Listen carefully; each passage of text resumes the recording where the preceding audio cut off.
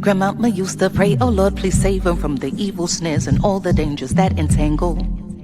Yea, though they walking through the valley of the shadows, just prepare and make them fit for every battle, because I know they bound to come, and I know they bound to fall, but in your bounty, Lord, preserve their beautiful.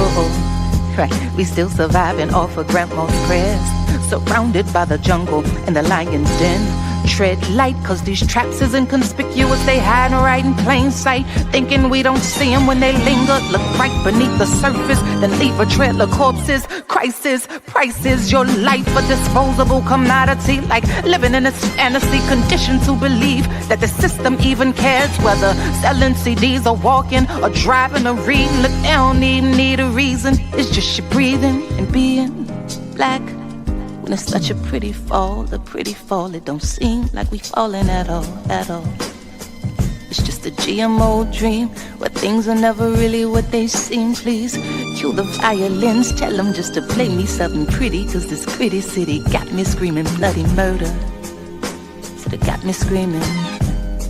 This gritty city got me on some. Look, get your hand up on my pocket. Distraction, so lazy they use the same tactics. Like condom with some trinkets, just don't let them get to thinking. That light bulb gets a blinking. You know niggas and ideas. Oh dear, my dear, you may not know me, but I know you very well. Foresight, they say hindsight is 2020. Well, tell me something, we gotta see that history is on repeat. And maybe it takes a beat and a melody to speak a little louder than the message in the clouds or the essence in the air. I swear, my God is just so clear that a system driven by fear can never give us nothing but more of the same things. Oh, when it's such a pretty fall, it don't seem like we falling at all. It's just a GMO dream, where things are never really what they seem. Please cue the violins, tell them just to play me something pretty, cause this gritty city got me screaming. It's murder. Got me screaming, got me. This gritty city got me on song.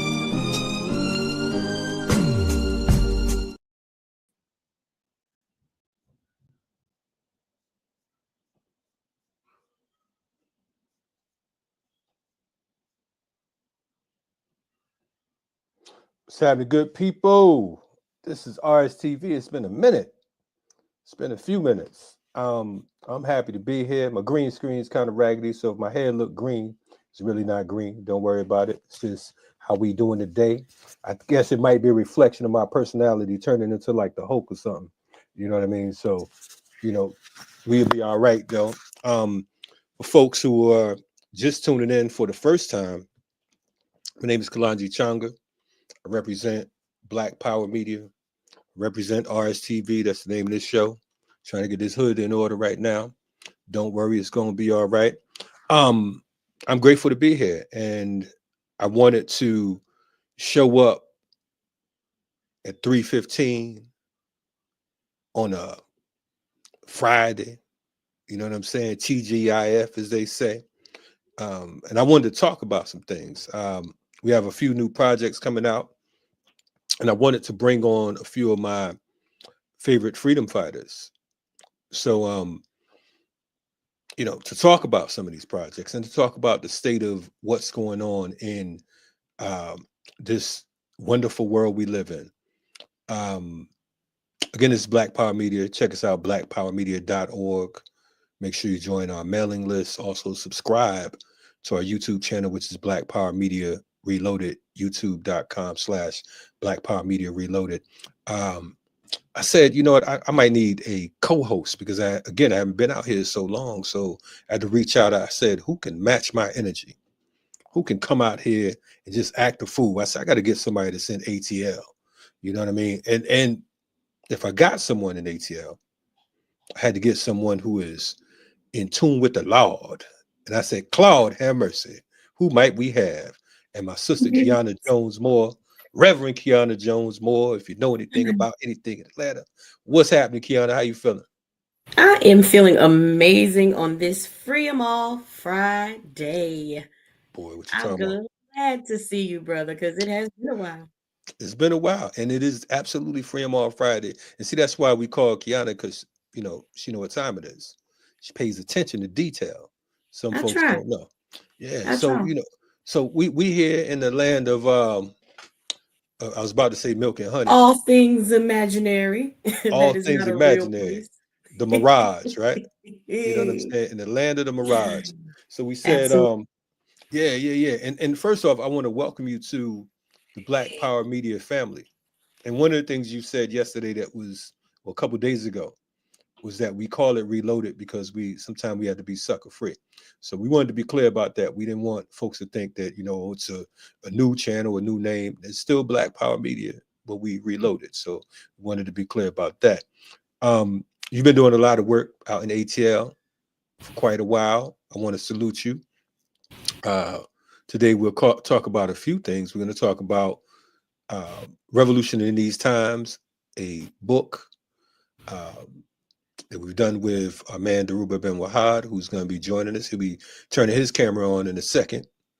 And we also have one of my other partners in crime, one of the fearless academics out here. And I'm saying that not because that's all she is, but because of the fact that, oftentimes, you have folks who talk the talk, but they don't walk the walk. But this individual has been brave enough to, ride shotgun, and she's no stranger to our platform, Dr. Joy James.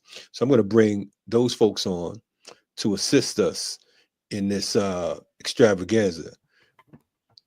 And Yeah, this is a real honor for me because this is my first time being able to share space with both Dr. Joy and with Dhoruba. So this is, and let me be correct, with Baba Dhoruba, this is truly an honor because we know Dr. Joy James is an unparalleled intellectual, academic, scholar, but also a true movement trainer and an activist, whether people want to acknowledge that or not.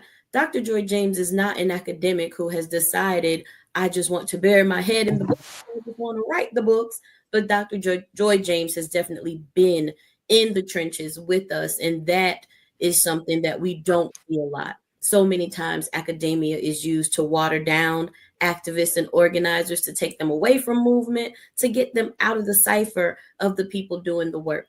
And we cannot say enough about the contribution of Baba Dhoruba Bin Wahad and all that he means to movement, but also all that he's been able to inspire. It is really, really my honor to be here. And I'm so glad you called me to help with the interview today. no Yeah, doubt, no this is doubt. great. And it's so great to see Reverend Keyanna and Kalonji again and Dhoruba. And just to weave it in together, I mean, I first met Dhoruba when he came to the university, UMass Amherst. That was the early 1990s, right? After being falsely incarcerated and, speaking to the students, speaking to organizers and faculty. It was one of those rare times where the university made sense of being hospitable to truth telling. And that's not always the norm in different sectors, but it was really, for me, and as it is today, always learning from community activists, radicals, and revolutionaries. That is the best learning, the best education anyone can receive. No doubt, no doubt. And Dhoruba, man, they got. I'm gonna call you Baba since you know Reverend Keyanna came with the Baba. So she reminded you because Dhoruba think he like 32, 35, or 26. You know what I mean? So Keyanna said, "Oh, Baba Dhoruba." So I'm gonna go ahead and call you Baba Dhoruba today because that's what they named you on the block. They coming with some strong introductions and juice and all that. And I want to say. Um, I am just as honored, uh, Reverend Keyanna, to be on with the three of you. And of course, I've worked with all of you in different capacities. And I'm thinking, Joy and Dhoruba, correct me if I'm wrong, but is this the first time the three of us are on together? Absolutely. Okay. Correct. Okay. Absolutely. Yeah. Yeah. Okay. And we've been trying to do that for a minute, I think. We had plans on coming together several different times, and that hadn't gelled out. So this is a very monumental moment for all of us on all levels. internationally, nationally, and locally. So for folks who are checking this out, you're in for a real treat. Dr. Joy James said she refused to show her face today because it's going to be Excuse me? too much Excuse me? blackness on here today. Okay, that might be a distortion, some counterinsurgency, but okay. But what is really great in terms of being able to work with all three of you and to see you is the new book that's out. Reba's new book. Right on, right on. So, I mean, since you jump started it, and I mean, you've been here for this particular project before it even started. So, to get it started, let's talk about Revolution in These Times and give us the backstory. Since, like I said, you know just as much as me about the book as anyone else on the screen. So is that for me or Dhoruba? No, That's for you, for you. Okay. Well, I mean, anybody who's been conscious about revolutionary struggle and about ethics, who's made the effort to learn about our struggles would know who Dhoruba Bin Wahad is, right? And one of the things that I learned from listening to Black Power media and other media and reading over the decades, right, was that Dhoruba has an archive of analyses, of critiques, of historical record that often, can be buried. I think, what is it? Is it Princeton that has his papers now? But in terms of the public discourse and speaking, I remember going to Harlem, seeing Dhoruba at December 12th meetings. Dhoruba was somebody I always wanted to listen to. And then when I noted that Black Power Media was doing multiple interviews, then a bunch of us started talking about we should preserve these interviews, transcribe them, and then, fast forward 2 years, here we are with Revolution in These Times, which is a striking book. It's going to probably be in multiple languages, but right now kicking off in this colonial language, English. It's coming out this month or next week, right? Yep. Tuesday. Yep. Yeah, and it's brilliant. 7 chapters. Dhoruba deals with gender, race, class, colonialism, repression, revolutionary. I mean, Dhoruba is like a 360 wrap and totally unique. Doesn't repeat what, the narrative that's popular or that builds like icons that come with the brand. But the honesty is what we definitely are desperately in need of these times. So I'm really happy that this text is out. No doubt, no doubt. And again, thank you, Joy, because again, it was it took 2 years and 2 publishers for this thing to end up where it is, and we're absolutely grateful.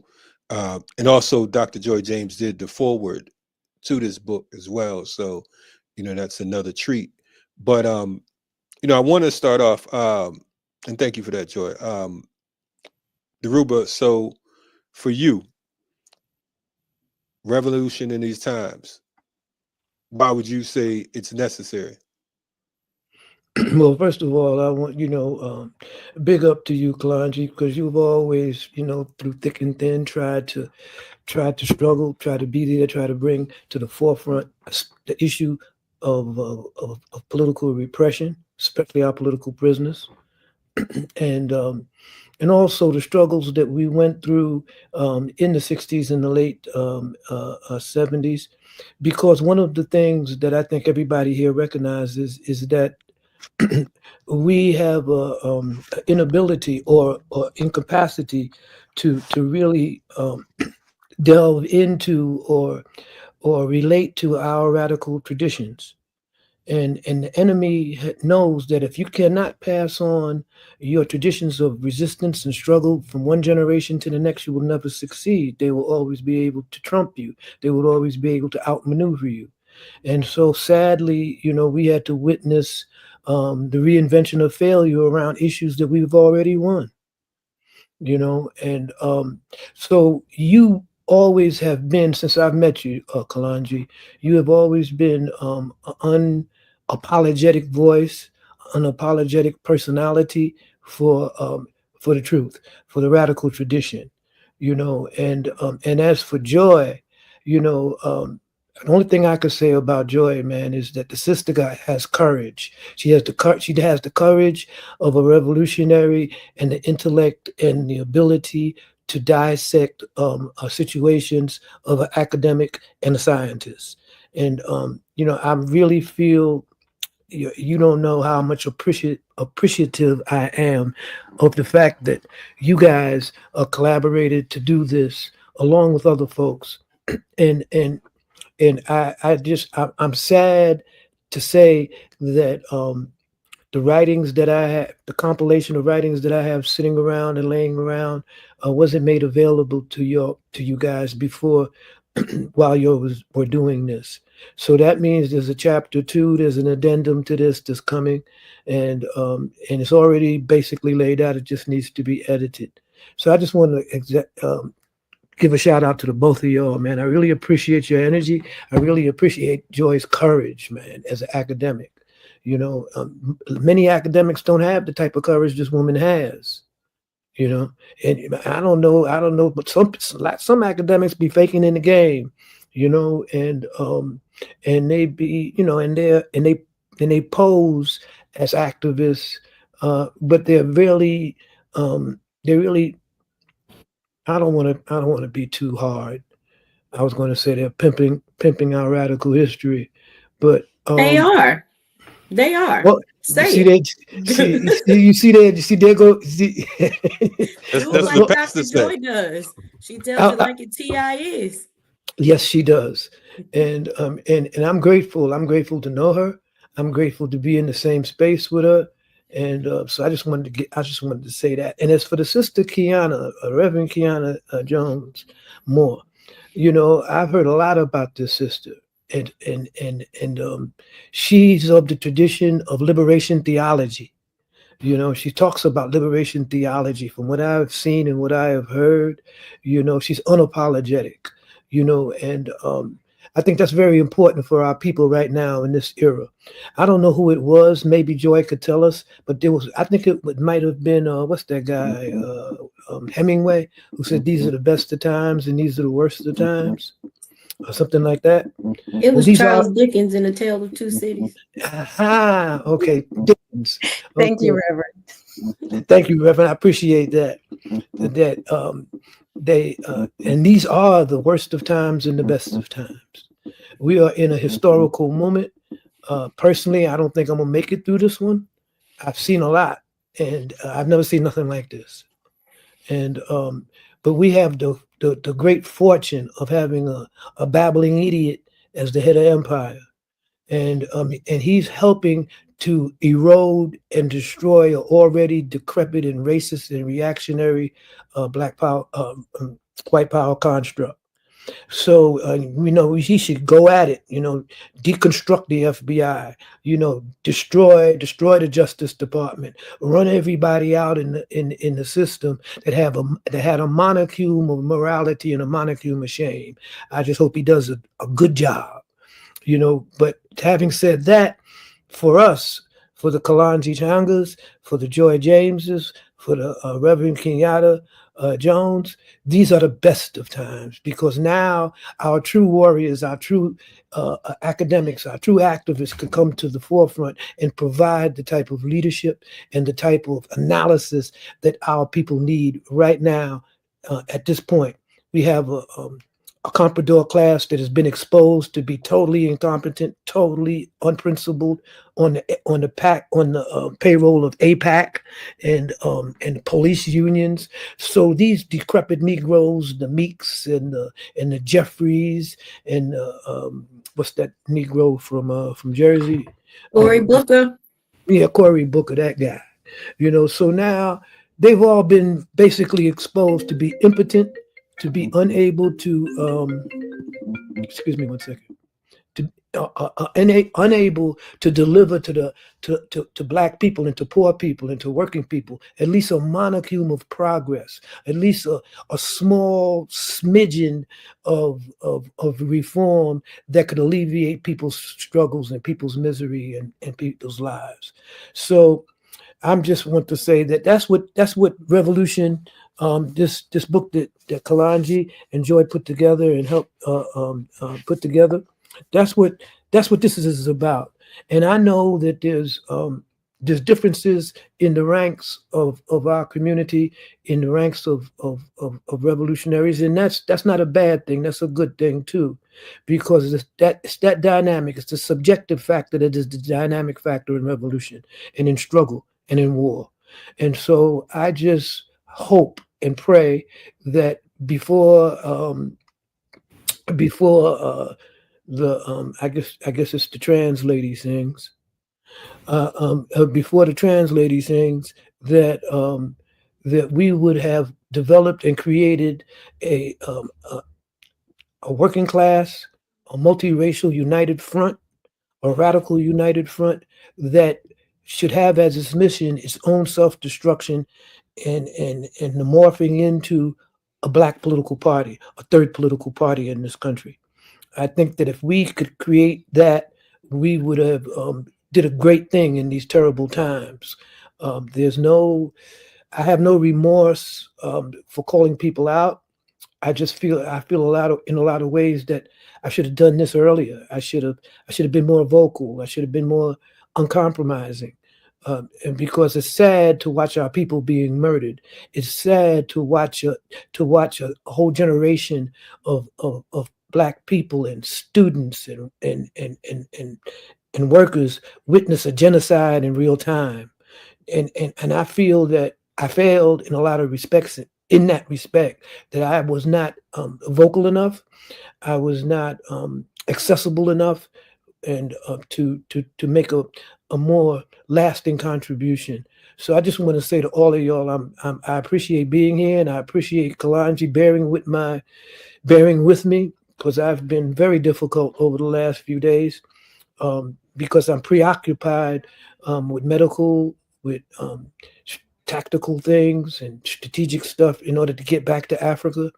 I just want to get out of here before the door slams shut and get back to Africa and begin doing the type of work from that hemisphere. So I just want to say that I thank all of you for being who you are and being in my life at this particular time in the winter of my life. It's gratifying to know that the struggle will continue.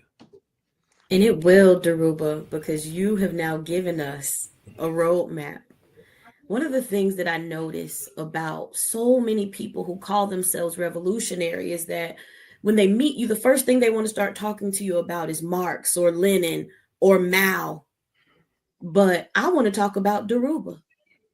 And I'm so glad that we have revolution in these times that is coming from your own personal account, from someone who has lived, someone who has been through, is still going through, someone who has taught, who has trained, and is still helping us navigate our way as the revolutionaries of these times.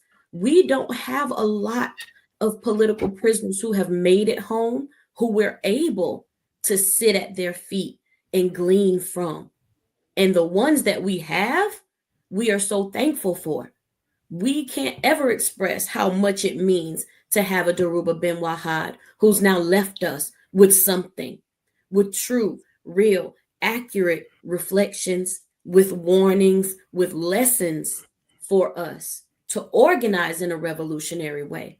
Because there are people out here calling themselves revolutionary, but they're running around throwing lawsuits back and forth, operating within a system that they claim not to even trust or acknowledge. We have people out here calling themselves revolutionary, and all they want to do is get on a stage and perform. But I think I heard it said best in the last few days after the Super Bowl that everybody wants to be Nina Simone, but don't nobody want to sing Mississippi Goddamn. So when we think about what it is that we're doing, how it is that we're doing it, we are the ones who have the privilege of being able to learn from you. We are the ones even though you feel like you didn't do it soon enough, God's timing is perfect and things happen the way they are supposed to, because this is the time that we need to know what revolution should look like in these times. But those of us who are truly revolutionary also need to know what to look out for in these times. Because if people believe that COINTELPRO isn't real, or that was not a true operation, we can see from revolutionary in times the things not only that you endured yourself, but what we see is that government programs like COINTELPRO just change into something that is of another name. They never go away. It still happens. And when you're out here doing the work, you have to be careful in the way that you move, in who you bring around, in what you do, where you show up at, all of these things that we need to know. But I don't think that we learn those things from Marx, from Mao, from Lenin, but we can certainly learn them from a Dhoruba Bin Wahad. And Dhoruba, I ain't even pay her to say that. I know. Well, she's a preacher, man. Right on. I want to. She gonna pass the collection plate in a minute. Hold up. We don't even take up offering. Before she passed the collection plate, I'm gonna go to Minister Joy James, because I think that she might have something to add on in the first revolutionary church of Black Power. Yes. No, it's beautiful. It's beautiful. It's revolutionary love, right? It's the gospels that come out of our experiences, you know, mass death in the waters, you know, shipped over for enslavement, indigenous, you know, they tried it on them first, you know, genocide, and say, well, let's try the African. I mean, this is our inheritance, as much as our inheritance from the revolutionaries, such as Dhoruba, right? And so it's painful, but it's beautiful at the same time. We have not been defeated. And so when you read revolution in these times, and when you just read whatever and everything you want, listen to Nina Simone, you know, Billie Holiday, you know, saying strange truth. There's so many ways to lose a job and lose a life. But people still went forward. And Dhoruba, after 19 years, right? I mean, before you were captured, while you were captured, after you were released, you know, there are always contributions. I think sometimes, you know, you could call me whatever. I am aligned with the revolutionaries. I didn't make the kind of sacrifices I've seen, but I think that there are ways in which the most radical people can be very harsh on themselves. You know, like we didn't deliver what, I mean, but like Reverend Keyanna said, the deity and the spirit determines the time and the place, but the gift never disappeared. So our agency, our commitment to freedom, I mean, that's that form of courage. I've seen it in Dhoruba. I've seen it in Reverend Keyanna. I've seen it in Kalonji. And I've seen it with that whole roster of political prisoners that we have, and the people who've been disappeared away from us. So I'm wondering how, this is just my question, like, you know, as a kid who read books and probably talked to books more than they talk to people, how do you see attacks as a form of life, if that makes sense? Like we're here, you know, on as many years as, you know, Dee gives us, and then we transition, but we're still here in spirit. How do you think this book stays alive over decades? Because the fascism is here, and it's in weird ways too. I mean, it would be funny if people weren't, you know, having their lives destroyed or disappeared. But what do you see as a function of the book? It's a gift, but maybe we could unpack that gift and remind people, you know, to find it, to locate it, to take a look at it, and to engage it. Well, if I may, George, you always put these profound questions that have a moral and spiritual consequence to them. You know, I strongly believe, ever since I took my Shahada, 40 years ago or something, that for everything on the material plane that happens, there's a spiritual and and a moral consequence and symbolism and reflection. I think the book, although it's very limited, I think one of the things I wanted that I expressed to Kalonji, and I didn't have the opportunity to express it to you too much, Joy, but it's that um, we have a legacy of struggle that goes all the way back to the first sister and the first brother that screamed in anguish that was taken through the door of no return in West Africa and brought here in chains. And all those nights and all those days that our ancestors were whipped and beaten and worked these plantations and had their babies snatched from them, all these years they prayed for people like us. I like to look at it that they prayed for me. They said one day I would come along and I won't quit. I won't stop. And I always tell Kalonji when we're confronted with something that seems totally almost suicidal, I remind them nobody gets out of this life alive. And it's what we leave behind us that really matters. It's what we leave with the other generation that really matters. So when our ancestors in the bullwhip days said, "Hurry, sundown, see what tomorrow bring," they were hoping for us. They were praying for us. That one day we will hold our enemies, our people's oppressors, these enemies of the sun, we will hold them accountable. We will hold them accountable, as Malcolm said, by any means necessary. And so I take that to mean, ever since I joined the Black Panther Party, that true democracy requires understanding and a mutual humanity between people who have conflicts. We have to recognize each other's humanity. But white supremacy, that artificial construct, does not recognize our humanity, does not see us as human beings. So I realized long ago when we first went underground that if there's going to be democracy, if there's going to be any type of democratic distribution, any type of democratic dispensation, there has to be an equal distribution of the pain. And our enemy has to understand and appreciate our humanity. They have to cry like us. They have to moan like us.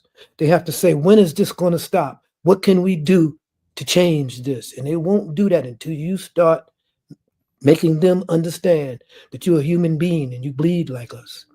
You suffer like us. We love our children just like you love your children. And we will not let you kill us and not hold you to account. And I think that that's always been my mission. I have not always stayed true to it. I've deviated for personal reasons. I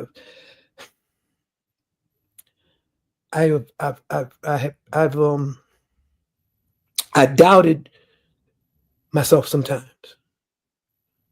that I could achieve anything in my life that was meaningful. But then again, I read Amilcar Cabral. I look at Sinwar of Hamas. I look at our freedom fighters in the past, who we remember today because of what they did, what they stood for. And so I pick myself up and I try to go at it again. I don't claim to have all the answers to anything, but I do know one thing, that we have to resist, and we have to resist in an uncompromising and in a steadfast manner, that we will win in the final analysis. Many of my comrades who passed, they left me here to see this. And I say sometimes, say, cool, man, blood, why y'all leave me like this? Because the worst thing a revolutionary could see is the defeat of his revolution. That's like a living death. That's like a commentary on his very existence or her very existence.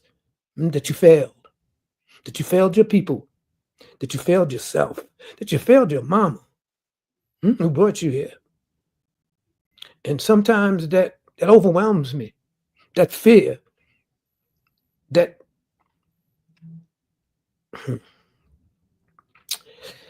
that resentment, that fear, that anxiety, that these enemies of the sun will destroy this world before they will relinquish an iota of humanity towards those people that they've oppressed and abused and exploited, that they'll destroy this planet before they let go. That's a depressing thought. That it will all be in vain, because none of us will be here. Probably the only survivors will be a cockroach. They seem to get through everything. But I know that, just like my ancestors say, these are the best of times and these are the worst of times. That's what Dickens or whoever it was said. But my ancestors said, hurry sundown, see what tomorrow brings. And that's what I'm saying now. In the age of the orange man and white supremacy and the collapsing of the American empire, hurry this along, hurry sundown, see what tomorrow brings. That's right. That's right. No doubt. I'm sitting here, and I appreciate what you're saying, D. I think that there are people that are watching this broadcast, and there are people that won't yet understand what it is you're saying. And there's some people that might not ever understand. And then there are folks who understand clearly what you're saying because, as you said, we doubt ourselves because we understand that, as Imam Jamil Alameen would say, this is what comes with war. Yes. You know what I'm saying? Our ancestor, comrade Bilal Sunni Ali, he sang about war is never easy. It brings on heartache. And I think about the fact that last year alone, 4 of our comrades that I can remember transitioned. There was Sekou, Jazz Hayden, Masai, and towards the twilight of 2024 was Bilal Sunni Ali. I think about this book. You mentioned Sekou in Blood, chapter 7 of this book. I recall the interview we did, and I remember one of the last things that Blood said in that interview. He said, I'm trying to be here. I'm trying to live. That was, I believe, in May of 2023 or 2022. And the next year, May of 2024, a year and I believe 5 days later, he made his transition. And Sekou made his transition. And these are brothers that I looked up to all of y'all before I ever knew you. You understand? So to me, it was like, to Keyanna's point, it is an honor for me to even share a word on a page in regards to the work that you all have done. And I need folks to understand that, because some people are looking at, and they're looking at, oh, they wrote a book. It's not a book. You understand what I'm saying? This is legacy. This is reality. So this is, to a great extent, just to see it comes out is a beautiful thing, just to see it coming out. But I want to say, definitely salute to our ancestor comrades. You just said something. You said sometimes you ask, why y'all leave me here to witness this?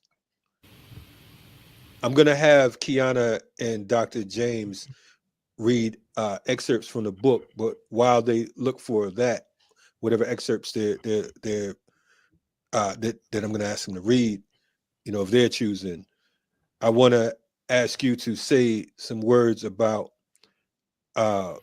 these comrades, because here it is, These are folks that you knew way before I even knew they existed. You all ran together.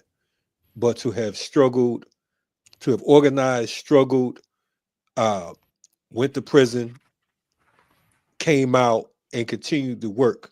What can you say about your comrades in comparison to what we're seeing right now in 2024, this neo-militant class of individuals who believe that a tweet or a Facebook post or a YouTube platform is revolution? And I'm saying that, and I'm not throwing those stones or whatever, but I've seen our comrades and our elders and our OGs suffer. I've seen OG Shaka thinning, you know what I'm saying, who I introduced you to when we were in Oakland, from the Black Guerrilla family and the Black August Organizing Committee. Another one of my OGs transition. We've seen Fulani Sunni Ali transition. We attended services for Chokwe Lumumba. We've seen so many of these other brothers and sisters just come and go. What can you say to the freedom fighters that you struggled and worked with? What would you say if they could hear you now? What would you say on their behalf? Well, I guess all I could say, man, is that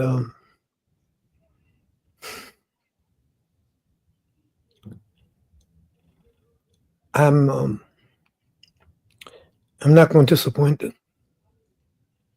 There's a passage in the Quran that talks about time, how immutable time is. It's called Asr. It says, by the token of time, verily, humanity is at loss, except those who are righteous and believe in Allah and do what's right. I'm going to try to do what's right. Not what's acceptable, not what makes me feel good, but what's right. I tried to raise my sons. I got 5 boys. One of them I never speak to. But all 5 of them are my boys. And the 2 that I raised, because I was out of prison long enough to raise them. The other 3 were born while I was in prison. But these 2 were born when I came out. And I drummed into them to this very day, every day. Never turn your back on those who brought you here. Never turn your back on those who looked out for you and had your back when nobody else did. Never turn your back on them. No matter how great you are or how great you think you are.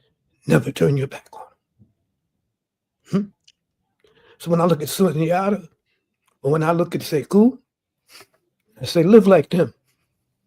Be like them. And don't turn your back on their legacy that they gave you when nobody else gave you anything. When nobody else would fight for you. When nobody else would pick up that gun and kill your enemy for you. Don't forget them.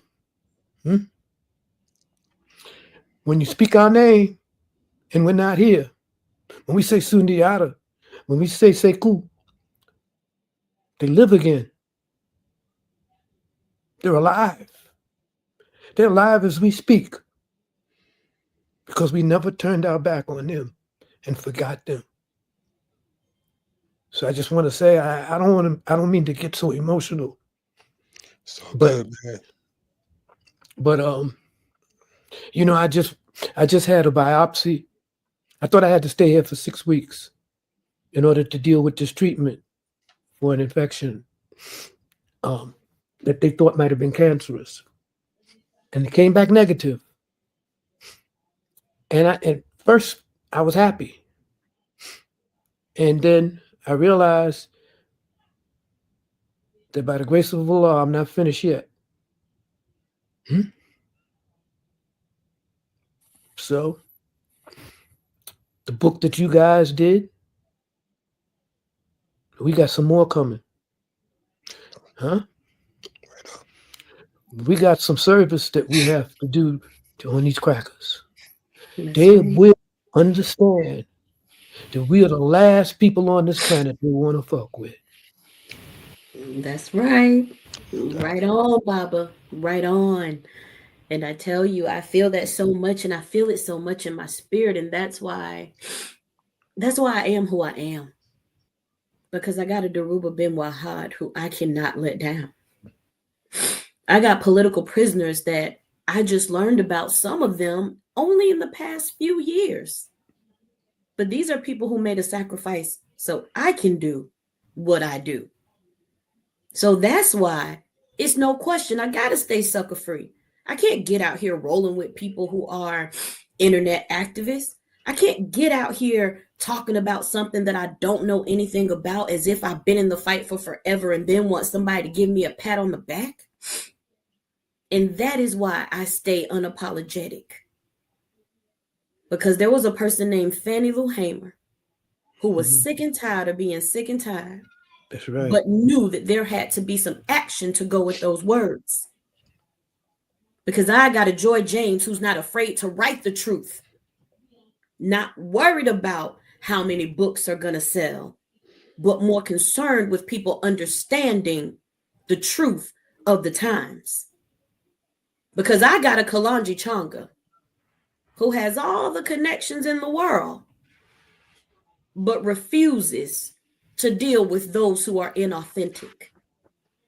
And that's what makes us need you, Dhoruba. We need Dr. Joy. We need Kalonji. We need people who are true freedom fighters, who are in the work for real. Because rarely are you going to hear someone that can expound on the plight of a Black woman, particularly in activism, the way Dr. Joy will.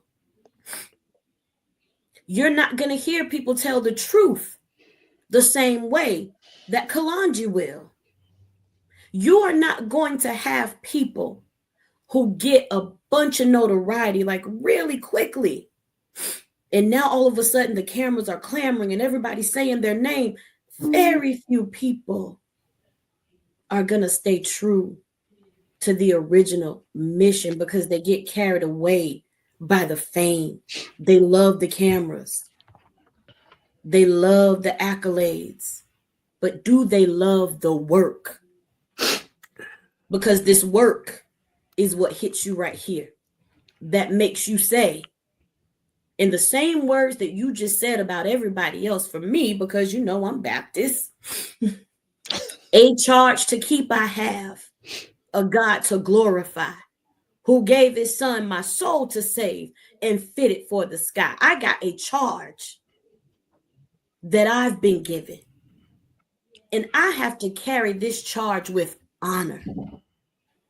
And if I don't operate from a place of authenticity, then I do your name dishonor. And that's the last thing that I would ever want to do. We have to be real about how it is that we're teaching, how we're training, even how we're preaching. That's why revolution in these times just came right on time. Because I'm telling you, this book is going to be the one that will save somebody's soul. Because somebody is out here faking, but they're going to get on the good foot once they read Revolution in these times. No doubt. I want to say you're watching RSTV. This is Black Power Media. I just saw someone in the chat saying that, you know, the notifications aren't coming through. They're not supposed to come through because of the fact that we are talking about revolution. We're talking about Pan-Africanism, and we know that the only thing that will defeat white hegemony, white supremacy, white domination, imperialism, colonialism, Zionism is Pan-Africanism, true Pan-Africanism, revolutionary Pan-Africanism. That's the only thing that's going to defeat it. It's not going to be any other isms or schisms. So let's get that clear. I want to we want to talk to Dr. Joy James because we have another project we're going to speak on. But before that, I want Keyanna and or Dr. Joy to read an excerpt from the book Revolution in These Times. If you for folks that don't know, you can order the book because people have been asking. You can order the book, which drops on this Tuesday, February 18th. This Tuesday, February 18th, is a very monumental day. First and foremost, my executive producer was born that day, my mother. So definitely, on her birthday, it is a honor, pleasure, and a privilege to drop this book. It was not planned like that.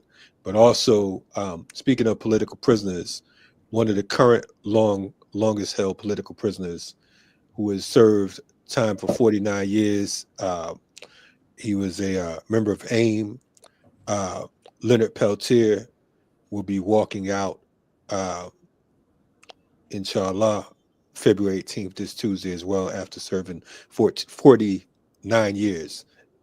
February 6th made his 49th year in prison. But so if you all are interested, not if you're interested, go order the book. It's at commonnotion.org. Commonnotions.org is the publisher. And, make sure you get that book so you can have it in your library ASAP. Keyanna, if you don't mind reading the excerpt, and then we'll ask Dr. James to read one and we'll move on. I'm in the chapter that is entitled, "You Cannot Reform the Police in a Police State." And this is something that I'm very passionate about. So I was excited when I saw that this has an entire chapter dedicated to it. What chapter is that, by the way? You cannot reform the police in a police state. And this is about anti-fascist organizing and community control of police. The chapter starts with the quote, "Black power means the ability to exert a political consequence on the white supremacist construct that is America."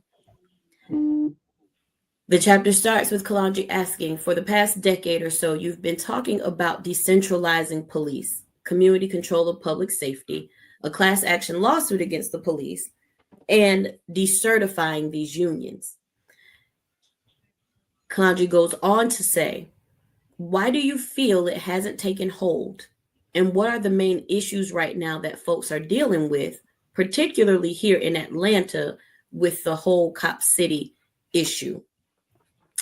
And Dhoruba's answer is, historically, when the Black Panther Party called for a united front against fascism in 1969, we used the word fascism in the United Front.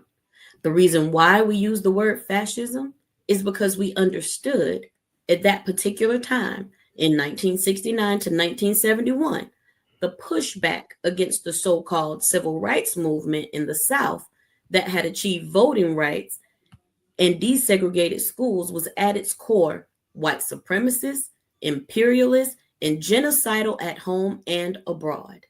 You had the Vietnam War and Black soldiers coming home who felt like Geronimo Pratt, that they had to take a stand and fight for something other than Uncle Sam.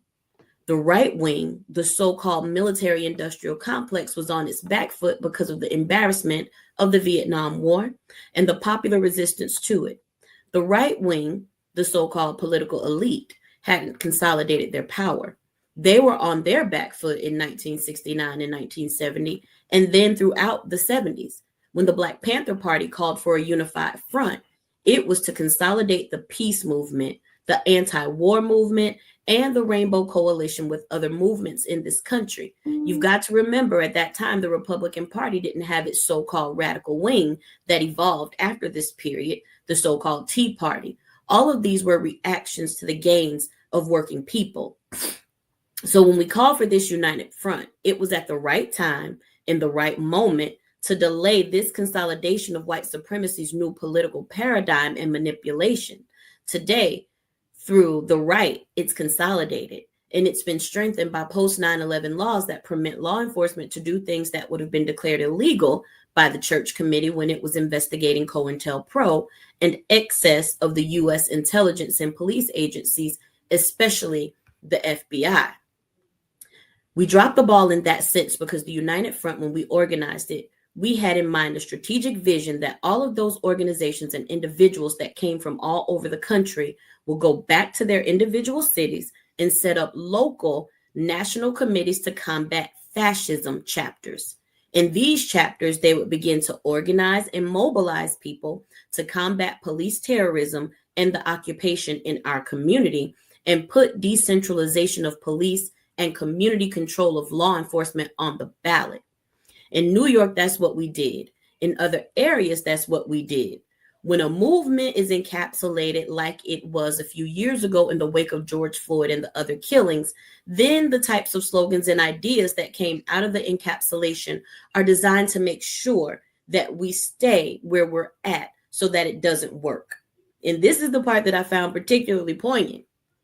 That's why you had defund the police, the totally asinine, ridiculous idea and notion.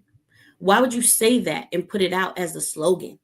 You've got to understand, if we had a genuine movement that had a strategic vision, every slogan we'd use is a slogan designed to express the will of the people and educate the people. That's why we talked about power to the people.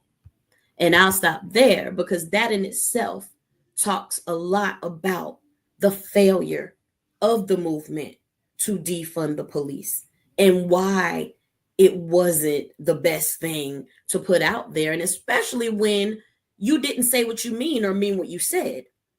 How many times have we heard people, when they say defund the police, they have to go back and explain. Oh, we don't mean defund the police as in take all the money away. We mean put the resources toward community and other areas that police shouldn't get that much money. Well, that's stupid. Because if you want to defund the police, you should be able to say defund the police. You got to mean what you say and say what you mean.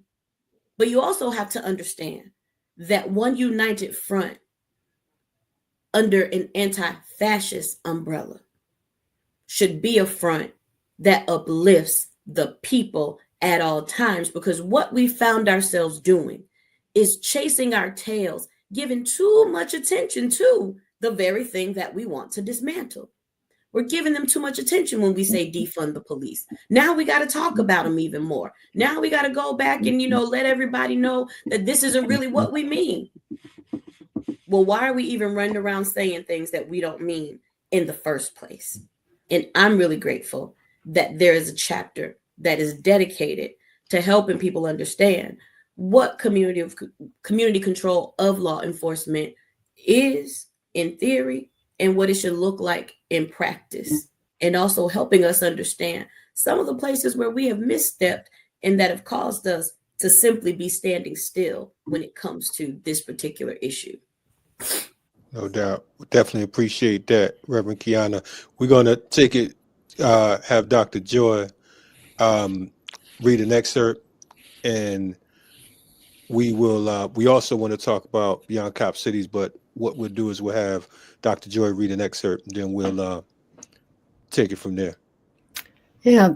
Before I can get to the excerpt, I have to lean into Reverend Keyanna.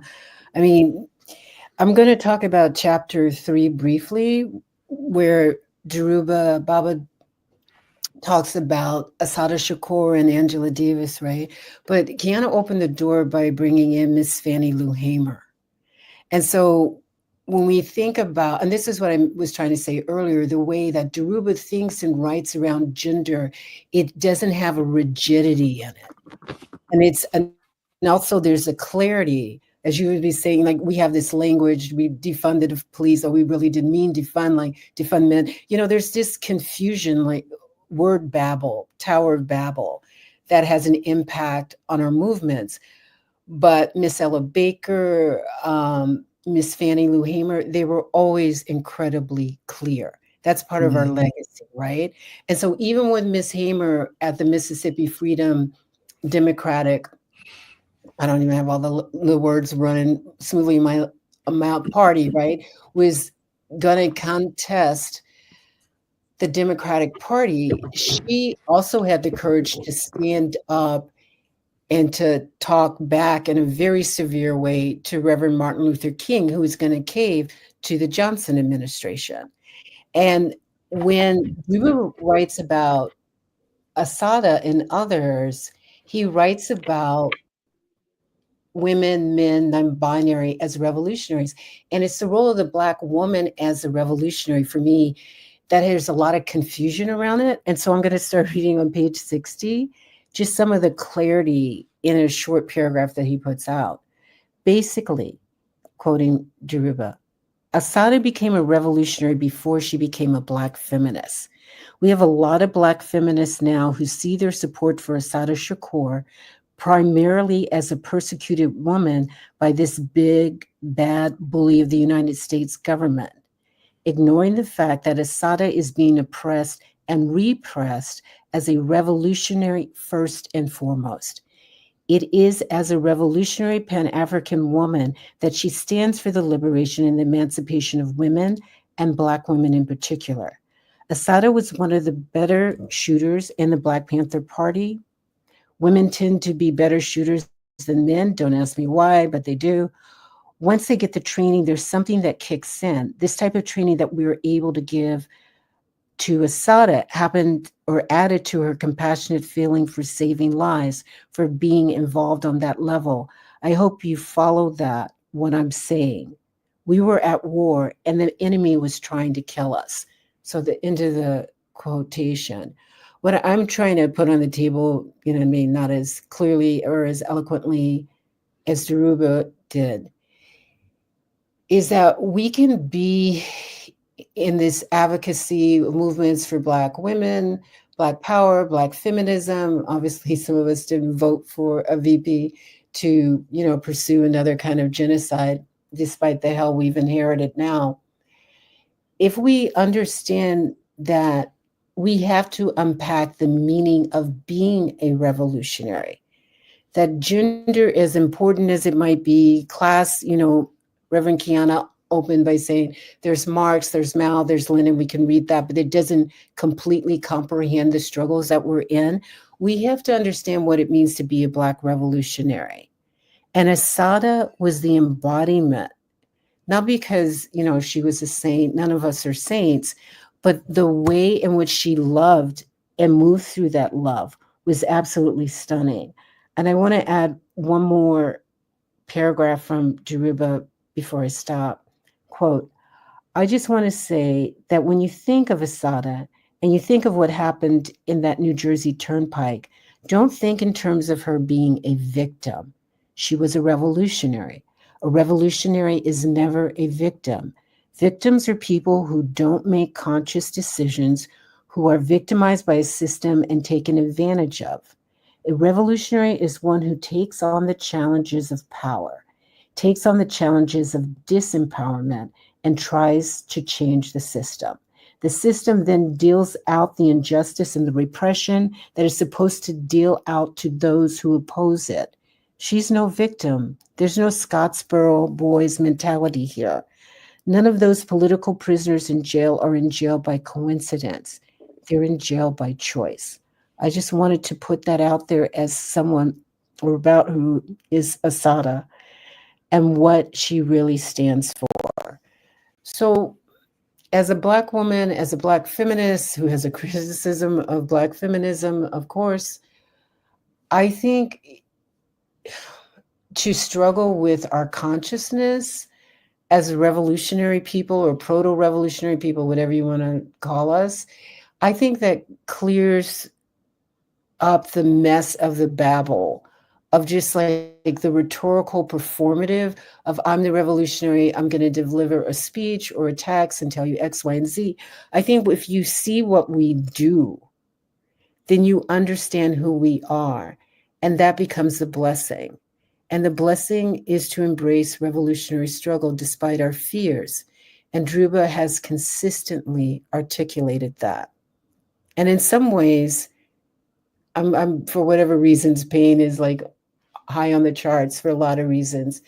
The ability to have speech that is tied to the prophet or it is tied to prophecy, that becomes salve, that becomes a medicine in itself. And what Assata has left as a legacy, what Dhoruba has left, what, you know, Peltier, Kamal Siddiqui, Sekou, there's a whole long list of gift givers. That is what will keep us steady. No doubt, no doubt. Definitely appreciate. I'm over here like a fan of the three of you, and I don't like nobody. So you know what I'm saying. So that's a good thing. I don't even like me sometimes. You know what I'm saying? I'm like the judge back in the day. You know what I'm saying? I'm gonna give myself 20 years just to get this thing started. But anyway, listen, I wanna definitely thank you all for speaking on this book. Again, folks, make sure you order this book. This is Free 'em All Fridays, as Keyanna mentioned. Today, this is Black Power Media. You can check us out, blackpowermedia.org. If you haven't subscribed yet, make sure you subscribe to the channel. We have a whole lot of good stuff coming. This is the website here to order Revolution in These Times. I want to shift the conversation a little bit. And I want to start off by, we have, this is a double hitter today, double header. Don't think we're going to have Dhoruba here and Joy James and not, hit both sides of the equation. I don't want to be accused of anything. I'm always often accused of so much and so many things these days. And I'm not going to repeat some of the things Dhoruba said when he's trying to slam me, but we're not going to go there today. But I want to shift the conversation a little bit. Reverend Keyanna Jones Moore, for folks who aren't familiar with her, she is one of the main activists around the whole Cop City, anti-Cop City or Stop Cop City program. And one of the unique things about her is, I believe, and you can correct me if I'm wrong, she is the only activist around Cop City who actually grew up in a particular neighborhood where they're building, quote unquote, Cop City. So that is something very important. So sometimes folks talk about if they got skin in the game. She got all the skin up in the game. You know what I mean? She's right up in the mix of it. I want to ask Reverend Keyanna, first I want to show you all the book site real quick, because I was reminded that I didn't do that. This is Revolution in These Times, Black Panther Party veteran Dhoruba Bin Wahad on anti-fascism, Black liberation and the culture of resistance. Again, you can go to the site, which is commonnotions.org. And here's a little bit about it. I'm going to just scroll fast because you all know that you can go to the site itself. But anyway, commonnotions.org. Make sure you get the book. Reverend Keyanna, and I know she told me not to call her Reverend and everything, but I don't listen too well. So, every now and then, I do what I want to do. Tell us, before we get into talking about this next book, Beyond Cop Cities, which is authored by Dr. Joy James, tell us a little bit of tell us about Cop Cities. What is Cop Cities and how you got involved in that particular fight? Yeah, Cop City is a multi-million-dollar militarized police training facility. Basically, it is a facility where police will train to kill us. They have cited in their original plans for Cop City that the purpose is for training on quote unquote urban warfare.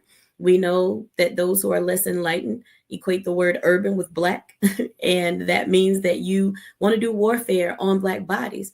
And Cop City in Atlanta in particular was designed originally with a mock city for that urban warfare training, with a Black Hawk helicopter landing pad, a firing range, and with so-called community rooms for the community to use. But I can't imagine who would want to go to a community room that is located on the site of an urban warfare training facility.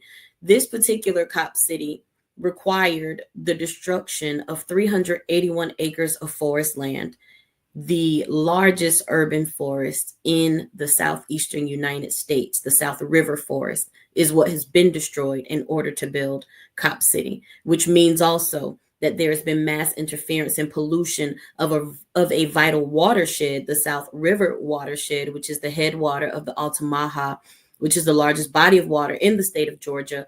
And the South River itself is the most polluted body of water in the United States. And the significance of this, aside from the fact that these officers are building a fake city just to murder us and practice genocide, is that all of this is happening right in the heart of East Atlanta, in a historically Black neighborhood where I grew up that is not yet quite heavily gentrified.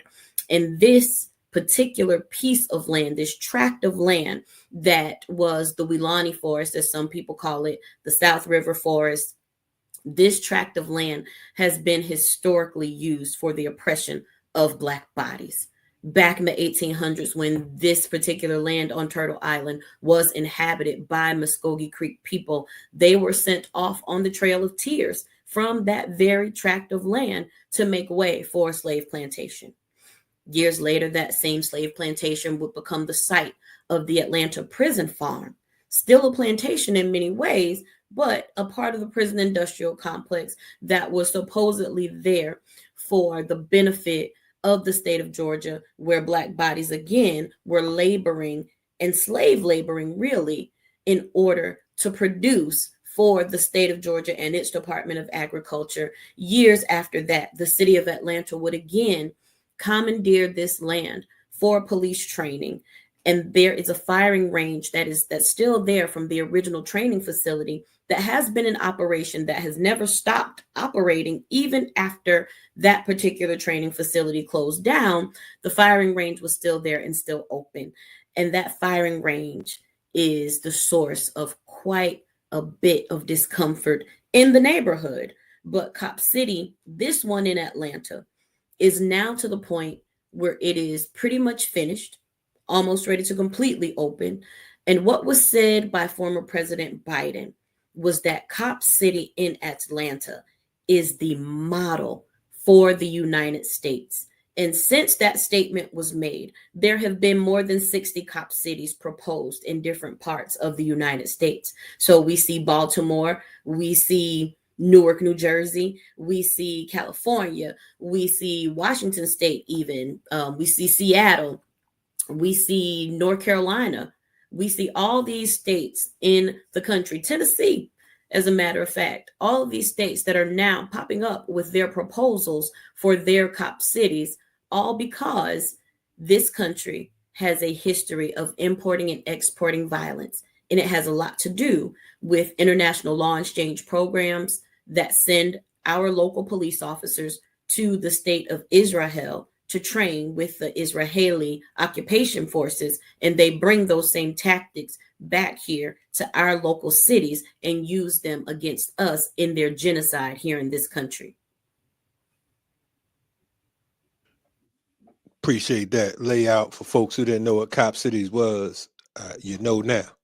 She laid it out like no one else could have, because again, you know, when you're from there, you know, I know folks in Atlanta, and I know you from Atlanta. Folks in Atlanta say, I ain't come here, I'm from here. They'll remind you quickly, just in case you get too comfortable. Dr. Joy James, you and I, we wrote a series of writings. We partnered on some works with Inquest from Harvard Law, Inquest magazine, and a few other different publications. I forget right now out the top of my head, which is weird, but and you came up with another idea. You notice Dr. James has a lot of ideas around this piece, but you put them into action. You know what I mean? So I'm just gonna point that part out.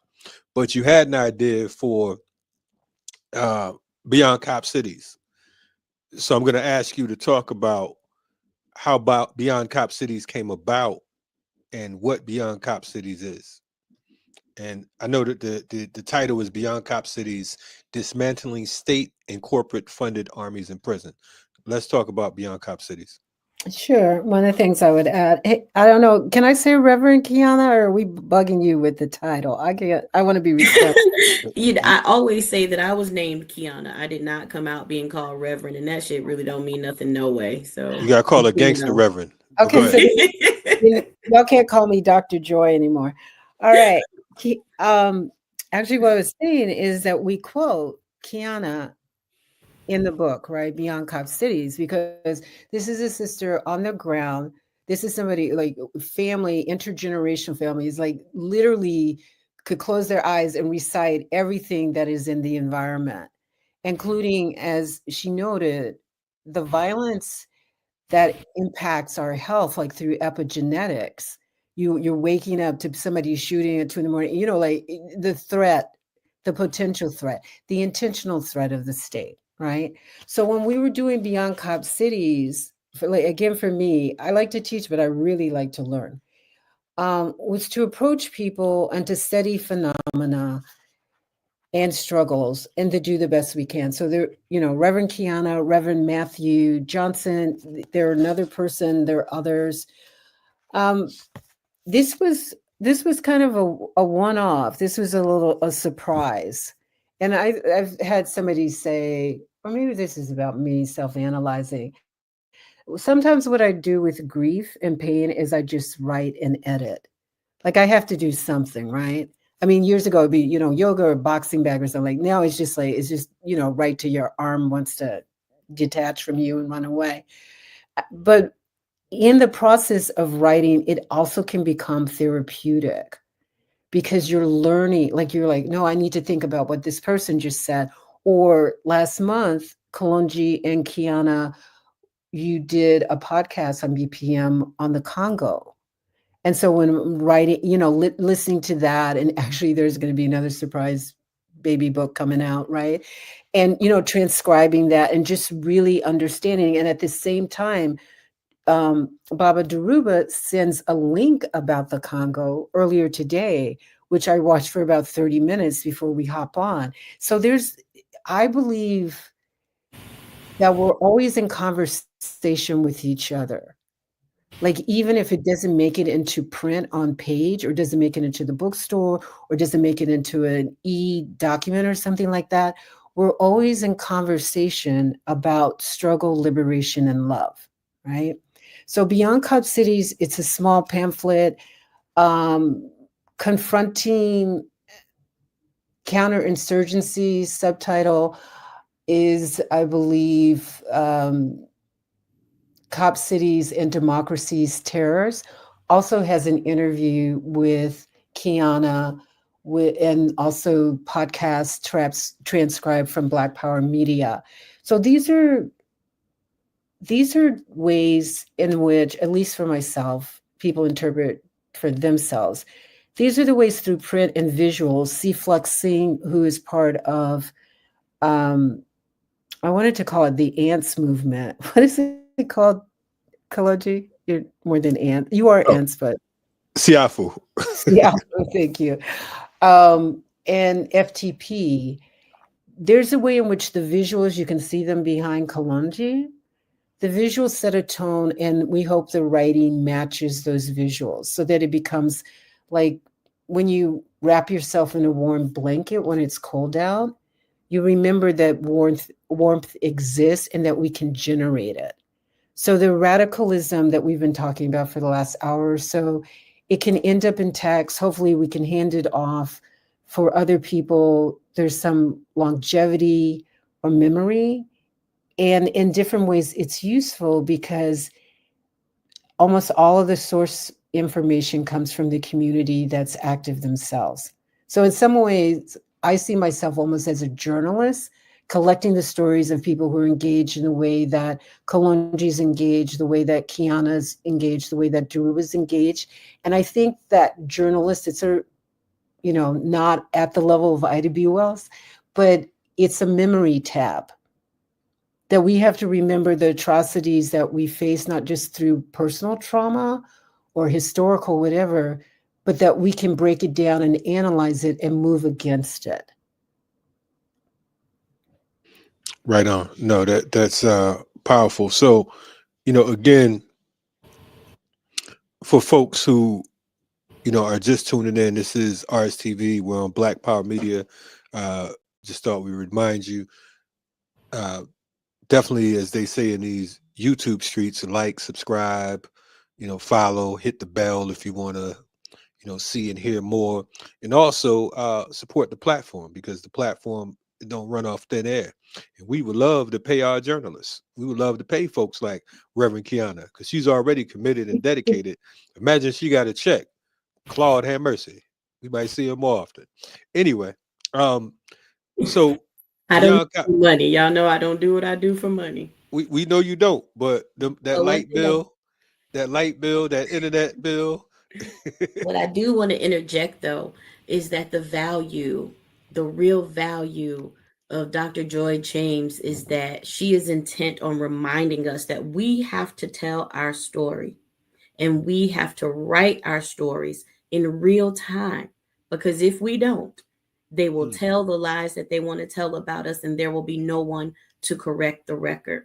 But we want to make sure that we are telling our stories in real time so that people understand what it is that we're really going through. You know, there are people who have written commentary about Cop City, but there is not one person who has written that commentary that will tell you that they're only building cop cities in areas that are historically Black and that are not gentrified or redeveloped. That as they are building these cop cities, they are not bringing anything new to the neighborhood. They are not bringing a grocery store so that people can continue to eat.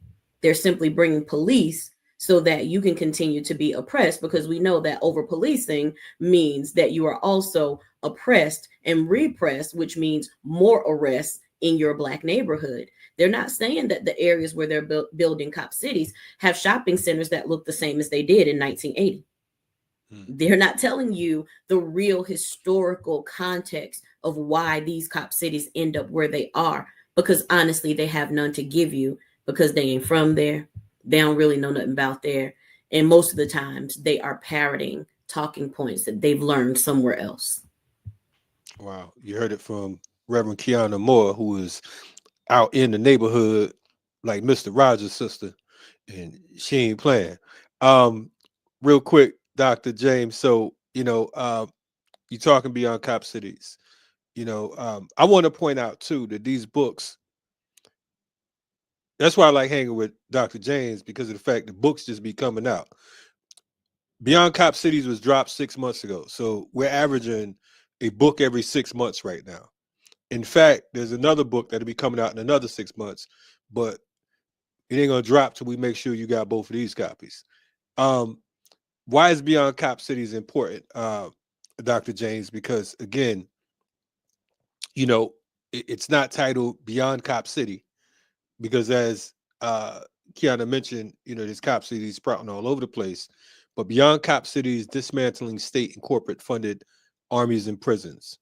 What does that mean to what's happening now? And I want to ask Dhoruba as well, his thoughts on this whole cop city phenomenon. Yeah, I'll say something briefly and then let Dhoruba take it out. Dismantling state and corporate funded armies and prisons is a subtitle, and part of what I was learning from listening to Keyanna and reading interviews that she was doing and the organizing in Atlanta was the understanding, as she already said, this was international. This is conquest. This has nothing to do about safety. And when foreign policies start merging with domestic policy, it's not like they just started doing. The United States has a long history of colonialism, imperialism, and genocide. So when they converge those policies, what they're training in other sites in terms of decimation of other populations is a training that they bring to the United States. And in fact, our very appearance centuries ago was, part of that training, that historical training. I would say that the state and corporate funded armies and prisons was our, attempt. And again, there are other people doing incredible work. Go look for that work, how corporations have invested in this. And whatever your feelings are about Elon Musk and others, the whole billionaire, trillionaire reign, this kind of feudalism, married to fascism, is the future or the present core of democracy. It was always in the DNA of democracy, but now it's just, they've just amplified it, right? So we're dealing with armies. We're not really dealing with police. We're dealing with mercenaries. We're not really dealing with police. So the whole notion of what police can do for you, I mean, if your house is, I would say that if your house is burning down, but then I think of Move 1985 when the fire department let the whole thing burn down, a whole neighborhood, and killed Move children and adults. To go beyond the language that we've inherited from a kind of liberal political discourse that often is popularized because it's liberal, this book is attempting to push into another zone. The zone's always been there. It's a revolutionary discourse. That's the nicest, shortest way I can say it. And in terms of the sequel to it, or what builds upon it, as I've said, what Dhoruba, what Keyanna, what Kalonji was sharing about Andrew Young's relationship to foreign policy in terms of Africa, in terms of the DRC, in terms of violation of all kinds of human rights. This is a soup that we're all swimming in. And this book was the beginning. Again, it was surprise. I didn't think we were even going to do it. We turned it up first as a pamphlet after listening to what people were saying and transcribing it. And then we found a way, to go into print. And the second one, which I believe is going to come out in Black August, tries to expand the analysis, but there's also a section which is very much like Dhoruba's gifts. What is the role of a revolutionary in the zone of crisis? And that, to our abilities, is what we're doing with these edited volumes, right? As I fade out on this, I don't think there's one answer for anything. I think people have their different levels of comfort in terms of struggling. But what we were trying to do with these booklets or books was to be honest about our reality and the hellfire. And I think the honesty is the best way to start in terms of, whether you want to inch towards revolutionary struggle, you want to run from it, the honesty about what the material conditions are, but also what our spiritual gifts are to fight those conditions. That would bring discourse that's clear and political organizing that's productive. Right on. Definitely appreciate that. I want definitely thank you for that. And thank you for the vision, because I think it's important. Because to be quite honest with you, I'm just going to say it. I mean, the academy, the nonprofit gangsters, which is the new counterinsurgency, oftentimes they don't want to hear from a Dhoruba Bin Wahad until he's dead and gone. They don't want to hear from a Malcolm or from an Imam Jamil or whoever until they can control the narrative and control the story. But we know that it is because of folks like Dr. Joy James, who will assist us in getting in the forefront and kicking the door down to force these academics and these other folks who are these quote unquote gatekeepers, force them to not deal with what's Memorex, but what's real and what's live and direct. Dhoruba, I want, if you don't mind, I want you to make the connection between cop cities and what's going on in Gaza and what's going on in the Sudan and the Sahel, and also tell us why it's important for folks to have Beyond Cop Cities in their library, because I know that you got a copy the first day it dropped when you was in Atlanta. So, if you don't mind sharing that with us. Thanks, Joy. Joy brought to mind something that I've always wanted to say. Cop City, the idea and the concept of Cop City, or of regularizing and systematizing law enforcement as an arm, as an extension of the states, of the corporate state's control over the masses of the American people. When Joy was talking, and we mentioned Elon Musk and how the oligarchy has moved from the shadows into the open center of daylight, into the broad daylight, in the center of power, in public power. The phenomena of technology and its development since the end of World War II has made the idea and the notion of nationalism and self-determination a questionable proposition. By that I mean, we no longer have an oligarchy or a capitalist ruling class that is nationalistic in and of itself. We have a global oligarchy now. The Elon Musk and the Bill Gates, these multi-billionaires are transnational. They impact the whole entire planet. And this means that we have to revisit the idea and the notion that nationalism is the most adequate instrument to express a people's will and right to self-determination. Nationalism. Because if one nation state can alter the course of planetary history, then what are we talking about here? We have to really understand that when we talk about Pan-Africanism, we're not talking about establishing individual nation states and their right to self-determination, because white supremacy is a global phenomenon. It's a global exercise of geopolitical power and militarism.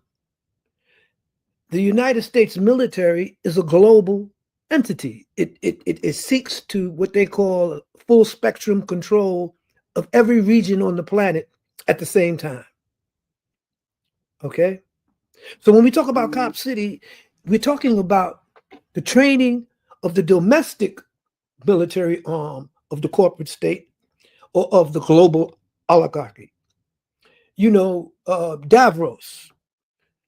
We remember how Davros started, of all these billionaires and big willies and corporate execs coming together to determine how the world was going to go, how we're going to create the financial system we're going to create, how we're going to start putting barcodes in the back of people's heads. So now when they go to shop, all you got to do is scan the barcode, and they say, well, you ain't got no money in your account. Well, we know you broke, so you can't get nothing. You can't get no food stamps.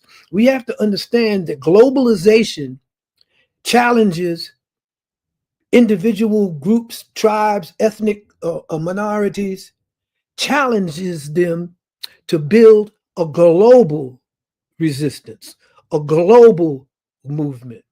So what we're looking for is the United States of Africa. What we're looking for is the abolishment of nation states, because technology has made nation states. Technology has made communications, has made our culture, has made an entire generation a global village. Right now, as we speak, a baby murdered in the Gaza, we could witness in real time. We can get that information in real time because of technology. And so when we look at Cop City, why are they placed in the strategic positions that they are placed, contiguous with urban areas where people of color and working poor people are the majority? Why are they there? Why are they that close? Why is it necessary? Why don't they put them out in the desert somewhere? Why isn't Cop City in the middle of the Nevada desert? Because in the middle of the Nevada desert, there's nothing but geckos and reptiles and snakes. But we must really question now the fact that the United States as a European settler state has a right to exist at all as the part of the human family. We have come to the point where the United States and nation states with nuclear weapons can wipe us all out in the blink of an eye, based on their national interests, based on their national acquisition of resources. So I'm trying to say that the idea and the notion of a cop city is a modern version of Fort Apache. You remember back when they were conquering, when the European settlers were conquering the native indigenous people, and the further they moved west, they would always establish forts. And in these forts, they would put their troops, and their troops would control the area around the fort. And then settlers would move in and take land and establish farms and everything, and the soldiers would tasked with protecting them. And it's ironic that these idiots that are running the government right now, Orange Man just came out and blurted it out. He's going to remove the Palestinian people and create a Riviera type real estate situation in the Eastern Mediterranean, in Western Asia. Right. That's exactly what I'm talking about. That's how they see us.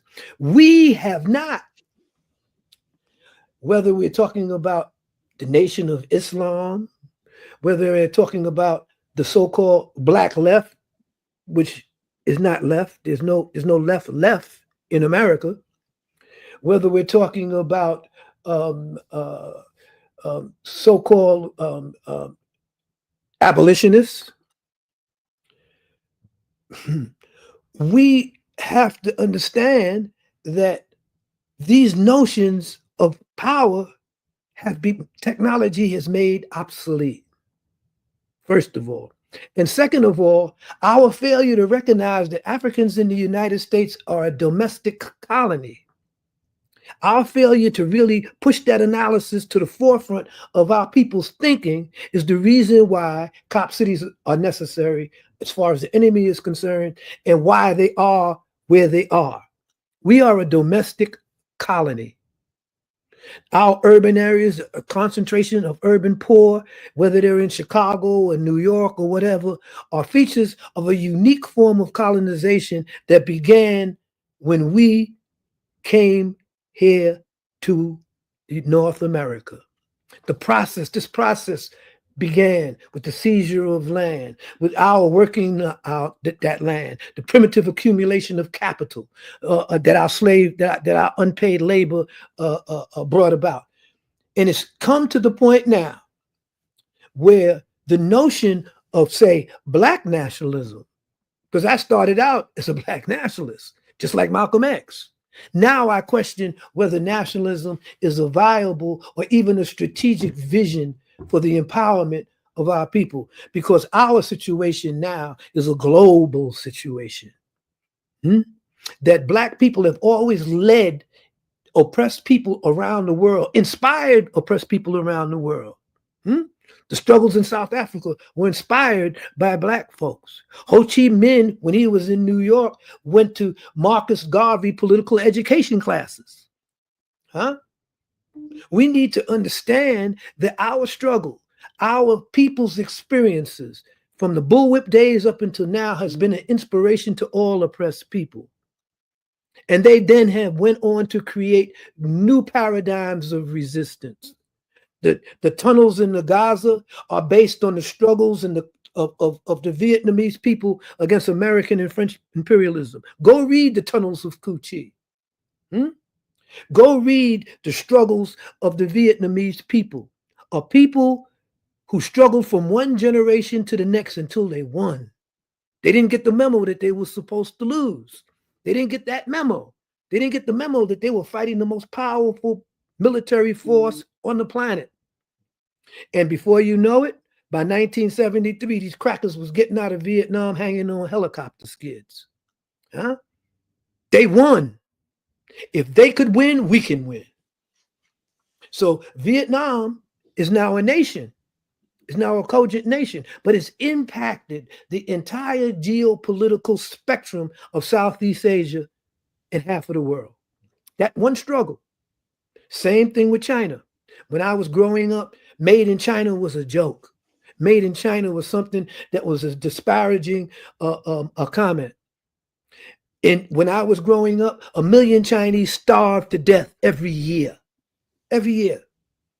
And now China surpasses the United States in the infrastructure building and the taking and the empowerment of the Chinese people, to the point where the white supremacist constructs, white supremacy, this bogus notion of the white man's burden, has now come to an end. It's time for it to go, and we have to hasten it along. But the problem is that our people are afraid. Our people are scared. They're intimidated. We talk about police brutality as if it's an aberration, when in fact, that's the police doing their job. There's no such thing as police brutality. The police are doing their job. Their job is to maintain us in this domestic colonized situation. That's their job, you see. And we must really understand that the reason why the oligarchy has moved to the center in public daylight of power in the most powerful nation on the planet is because they realize their time is up. That they have to come out of the shadows. They have to run stuff straight up. And if you don't go for it, like Trump says, you're fired. He's fired over 20,000 federal workers. He's did the work that we were trying to do for decades. And he thinks that by putting his minions in these positions of power, he's going to shore up the empire. Well, as Gwendolyn Brooks said, what will our season be which starts from fear? Live and go out and have your blooming in the noise and whip of the whirlwind. In the whirlwind, you are a citizen. In the whirlwind, you are somebody. The mere fact that we resist white supremacy makes us somebody.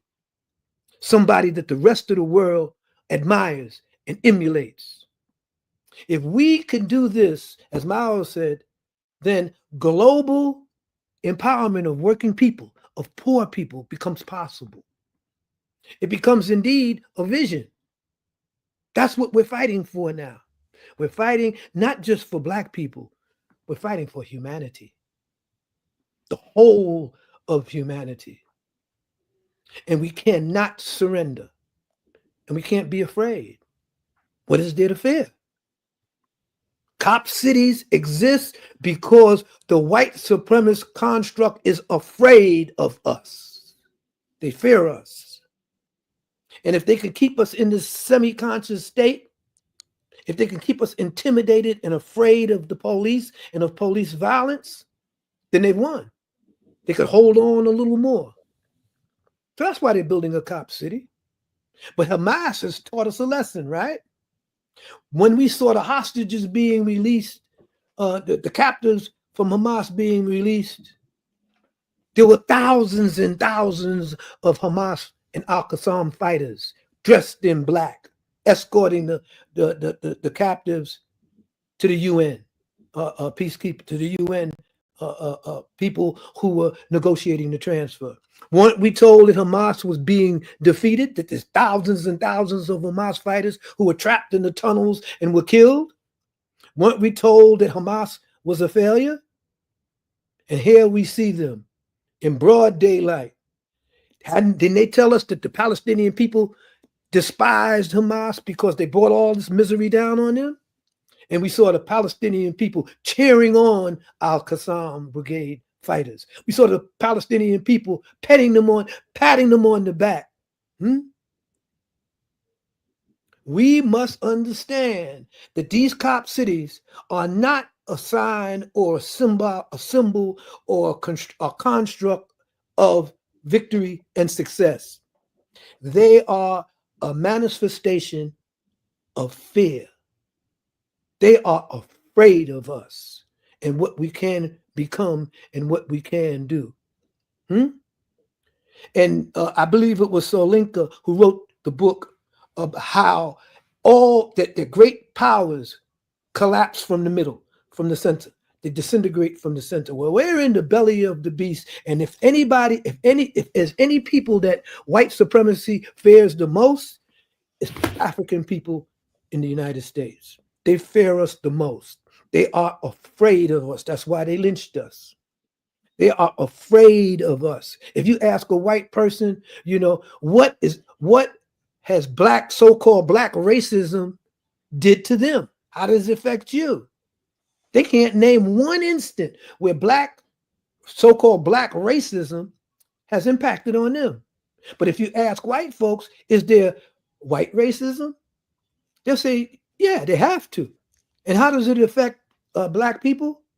It affects them in education. It affects them in housing. It affects them in policing. It affects them in all ways. And then when you turn around and ask them, well, how does black racism affect you? They're quiet. Because there's no such thing as black racism. Because racism and white supremacy is a function of power. It's an expression of power.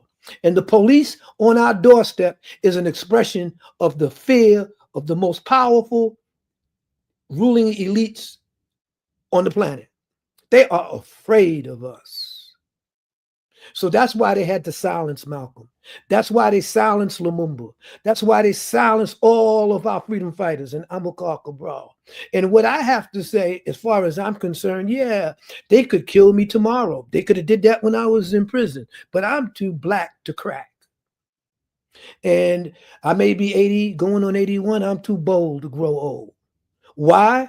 Because I know they're afraid of me. Not because I'm some terrible, revolutionary who could, bring down the empire. No, they're afraid of the spirit of resistance that can empower people, that can make people stand up and find their own meaning in this world. And I just want to end by saying, black liberation is no longer about black self-determination. It's about saving this planet. It's about saving humanity. And that's why we have to fight. We have to fight the enemies of the sun.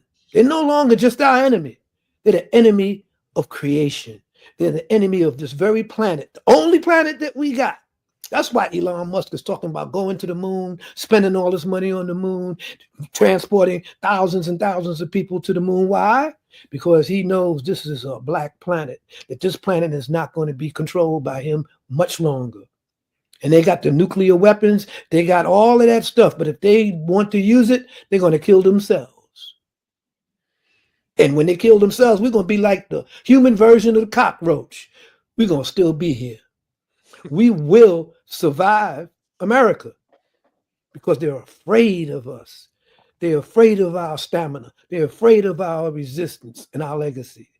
So I just want to say that when Joy talks about how the paradigm of power is constructed in a way where the cop city's placement is an expression and a reflection of U.S. imperialism abroad. There's a reason why the U.S. trains with Israelis to control the Palestinian people, to experiment with so-called mowing the grass, as the IDF calls it. Because we're the grass here, and they intend to mow our ass, And me, I'm like that weed, The more you cut me down, the faster I grow back. So, cop cities, they're an expression and a manifestation of institutional and white supremacist fear. Hey man, when you said you was like that weed, I was like, man, listen, man, we ain't talking about no weed on here today. But anyway, definitely appreciate you laying it down. Now for the viewers, I mean, if you didn't get anything out of this broadcast today, then I don't really know what to tell you. You know what I'm saying? In the mortal words of Pac, I see the future and it's hopeless. You know what I'm saying? If you didn't get nothing out of this, then I don't know what to say. I mean, like, go do something else. But I want to invite folks again to pick up the book Revolution in These Times, which is available on Common Notions Press, commonnotions.org. You can get your copy. It drops this Tuesday, February 18th. I also want to invite you to pick up Beyond Cop Cities, Dismantling State and Corporate Funded Armies and Prisons. It's available on Pluto Press, plutobooks.com. That's plutobooks.com. Again, I want to thank Dr. Joy James, on a personal level, because for me to have the opportunity to contribute to both of these works, I think they're great works, and they're not great works because I contributed, but they're great works because they're great works. You know what I mean? And to see them manifest, the work we do, I think the most beautiful thing, and I think I speak for all of us, is seeing results. Seeing results where we can, like Dhoruba said, that physical manifestation, when you can touch it. Because sometimes, as Dhoruba always talks about fighting a forest fire with a feather, it damn sure seems like we fighting forest fires with feathers out here. And the feathers he talking about, I don't know about him, but feathers, I got a damn pigeon feather or something from the Bronx. Shout out to the Bronx. I'm plucking feathers from the American eagle. Okay, so by the time when this fire goes out, the eagle is gonna be featherless. So so that's the way I get my feathers from, the bald eagle. No doubt. But definitely check it out. Also, support our works. Black Power Media Reloaded. We're on YouTube. blackpowermedia.org. If you want to join the mailing list, we have a new issue of Afro Pick, which drops on this Monday. The magazine Afro Pick drops this Monday. Again, the book Revolution in These Times drops Tuesday. Leonard Peltier is scheduled to be released this Tuesday. We have a lot more coming up. We have some surprises. Check out our morning show, the International Morning Show, Rise Up International Morning Show, which comes on Tuesdays through Fridays on Black Power Media, Reloaded on YouTube. Also check out, I think we'll probably have some Guerrilla Intellectual Universities coming again soon as well with Dr. Joy James. We have Amandala with Dr. Gerald Horn, our brother Boona, and others. Professor Griff has a show on this platform, Arm the Masses, on Mondays and Wednesdays at noon. U.S. Political Prisoners and You on this platform, 1 p.m. on Wednesdays. We have Daughters of the Whirlwind, Mondays, 7 p.m. Eastern. And I'm talking Eastern. We're on the East Coast, by the way. And a whole lot more. I know I'm forgetting some things. Vital Hoops. That's right. Can't forget Vital Hoops. We Can't forget Vital colonialism. Hoops. Yes, we charge colonialism. And shout out to all our workers who have helped to rebuild what it is we've been working on for the past year. So we appreciate you. Make sure you support. We also take financial contributions. You know what I'm saying? Mm-hmm. We're not good at begging around here, but on the bottom of the joint. Speaking of begging, I want to talk to Joy and you about editing that transcript that I did, Beggars on Horseback. Okay, well, it's a done deal. Creating a Pan-African paradigm in the 21st century. I wrote it in Africa in 1998. Yep, I got a copy of it. So when I went back and read it, I said, oh, whoa, this is now. And so I would love it if you guys could edit it, we could add some new analysis to it, especially given the reality of technology and virtual intelligence, and because none of that was really included in the text.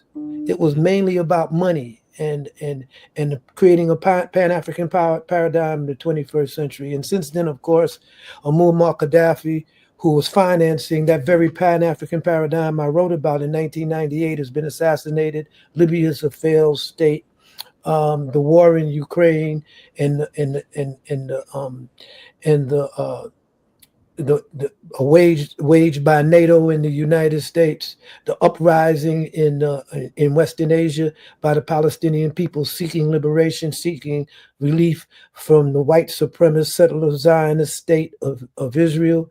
All of these factors, I really didn't go into depth in Beggars on Horseback. I focused mainly in Africa. So, and I think that if Joy and you could read it and start slinging arrows at me and hitting me in the head with criticisms and telling me that I ain't making sense here, or what I'm saying here is incomplete, I think we could come up with one of your 6-month books. You understand? that by the end of the year, given the rate that the Orange Man is going, if we're still here and we didn't get atomized, by the end of the year, I think that would be right on point. So yeah, I wanna holler at you. So you still got that copy of Beggars on Horseback. So where you got it, in the back of the kitchen, man, somewhere? Nah, we're good. Send us another copy to make sure I got the whole thing. And okay. I speak to my. But did Joy ever see that? No, I never saw it. But forward it to me, if you will, and we could just have tea. We don't have to hit you up or whatever else you were saying. We could just have a conversation. We non-violent, brother. Go ahead. We'll be non-violent to us. You know what I'm saying? Absolutely. I'm glad you put that qualification in there, because I didn't want people to think that I had grown mellow in my old age, man. You know, I might not be able to wrestle around on the ground with these youngins like I used to, but I do understand how to be expeditious in a confrontation where you know that might doesn't always make right. So I really want you to look at that, Joy. I don't know. I've been vacillating for months. Every time I think about it, I say, man, you got to send this to Joy. Somehow or other, I get that political Alzheimer's disease, and I don't send it to you. So, if Kalonji got a copy, please, Kalonji, share it with her. And I'm going to get on my laptop here. I think I got it, but my hard drive, I can't start my external hard drive because I don't have the plug broke. The power cord is, and it's one of those proprietary power cords. But I think I got a draft here. Well, I'll look forward to seeing it this week or next. Okay. Okay. Cool. No doubt. Well, you heard it here. There will be a sequel to the sequel to the sequel. Make sure that you all catch up. And again, we appreciate. I don't have guests on here. We appreciate family for stopping through. Keyanna, appreciate you riding shotgun. You know what I mean? You came through slinging guns. That's my kind of passer. You know what I'm saying? Passer ammunition. You know what I'm saying? Always a pleasure. Always an honor and a pleasure. No doubt. Dr. Joy James, appreciate you for stopping through. I know that, you always have a lot going on, and I'm definitely happy to see my sister stop through and, and catch wreck with us ruffians, Dhoruba in particular. He's kind of off the chain. So definitely appreciate you, Joy, for stopping through. Yeah, I appreciate you too, son. And it was an honor and a privilege to finally hit it up with the sister Keyanna. She's been doing work, and there's a number of people that sometimes I only get their names when I see them in a YouTube session, and I want to say I try to recirculate the video to people that are bordering on consciousness. I think that we have a unique opportunity in the wake of the student protests against genocide in Western Asia against the Palestinian people. There's an entire generation that's been the veil of Americanism has been snatched from them. And so they're ready for this type of education. They're ready to read this type of literature.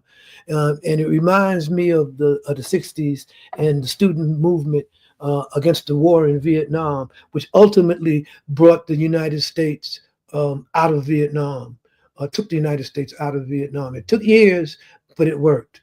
And so the United States won. They claim to have won all the military victories on the field, but they lost the war. So, yeah. With that being said, you've been watching RSTV. This is Black Power Media. I lied to my folks on the screen. I'm like, we're going to do about an hour.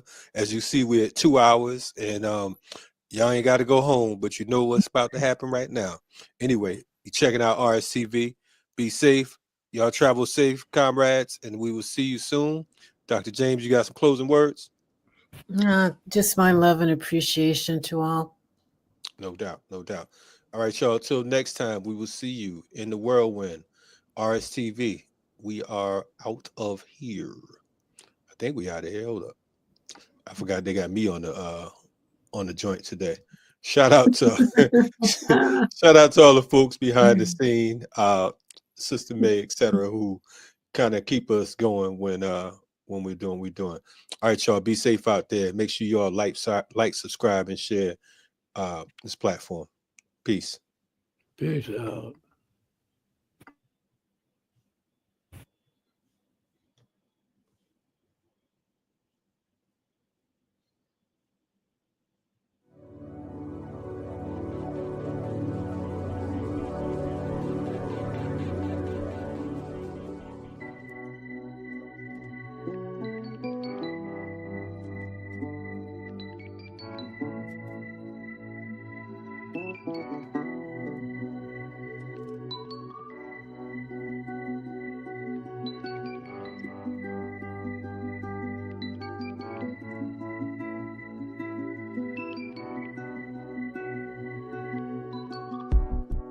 Sometimes the riot is a quiet one, where the battle is to love yourself and function in society, where voices of reason are muted by anxiety, like gaining notoriety is selling your soul. So we tend to go no deeper than the shallow water level, trying to keep us overhead in the face of all the slurs and the stares, mentally frozen, paralyzed by fear of failure and success. So we lock, we stock, barrel, running while it's crumbling. All these towers and they're babbling, but the baby's in the bath and a stash under the bed.